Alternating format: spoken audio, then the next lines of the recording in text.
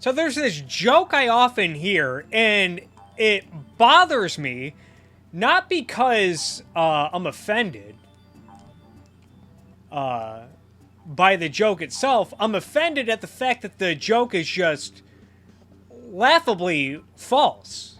And it's this joke that that one of my friends likes to say over and over again, like I'm gonna laugh at it. He says that America started going downhill when women got the right to vote. And I hear this joke a lot, like it's supposed to really get me to slap my knees. And I want to be clear, it's not the sexism involved in the joke that that really offends me so much. It's the fact that the joke is just laughably false.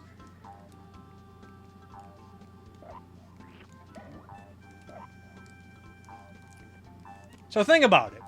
So the 19th Amendment, that women got the right to vote with the 19th Amendment. I think they technically had the right to vote in some states. There was nothing in the Constitution that prohibited women from voting, but I know there were state regulations that in some states that prevented women from voting.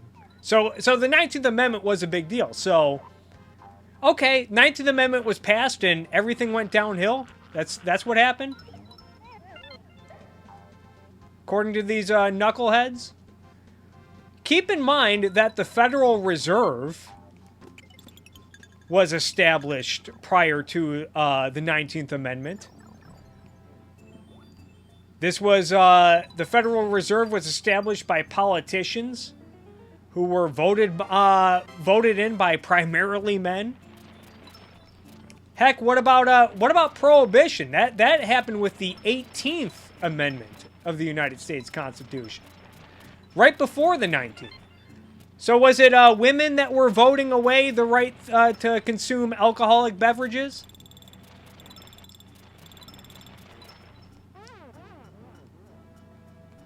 Don't forget about the FDA, the regulatory state, the welfare state got started before women got the right to vote.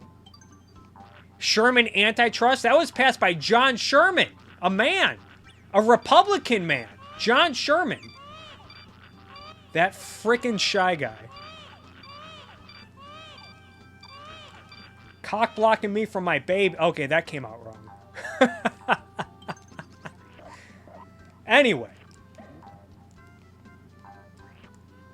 Sherman Antitrust. Sherman Antitrust. That was a Republican man. John Sherman. And it was Teddy Roosevelt who was a big champion, a big trust buster against the big scary monopolies. Woo, monopolies. Federal Reserve, Prohibition. Miraculously, after Prohibition was repealed after the 19th Amendment. So, do we give women the credit for making alcohol legal again? Is that how we're doing this thing? Let's take it a step further. Let's look at the Bolshevik Revolution. And in the Soviet Union, was that a bunch of angry women overthrowing hell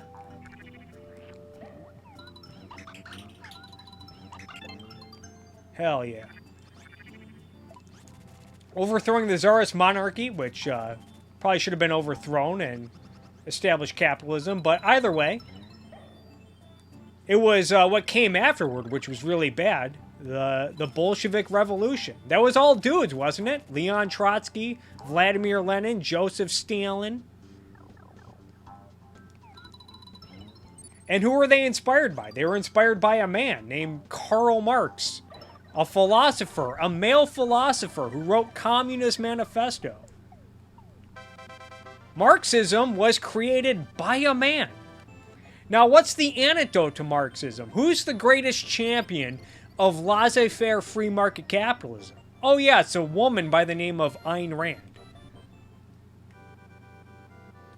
So again, this whole joke like, oh, America went downhill when women got right to vote. And the thing is like, it's not funny to me. Again, I'm not clutching my pearls because it's offensive, because it's sexist. I find it annoying because there's just no truth to it. But then when I call people on, they're like, "Oh well, if you think about it, women more emotional and they don't think things through, so they voted more socially," which again is not true, as I've just demonstrated. And then when I push them on that, they're like, "Oh, well, I'm just joking, bro." Oh yeah, just a joke, huh? I can't win at this darn game.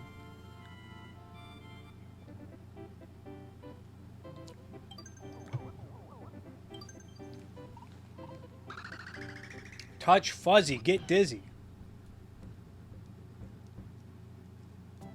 Also, the income tax. That was another. Income tax was passed by politicians who presumably were voted in by men. Oh, such a dumb joke.